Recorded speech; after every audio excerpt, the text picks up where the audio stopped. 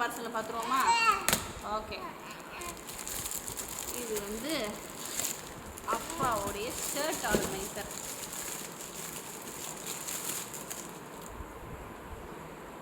இது நானே ஓப்பன் பண்ணி காட்டுறேன் உனக்கு.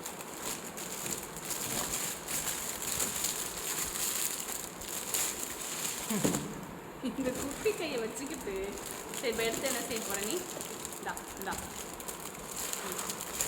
இந்தா வச்சுக்கோ.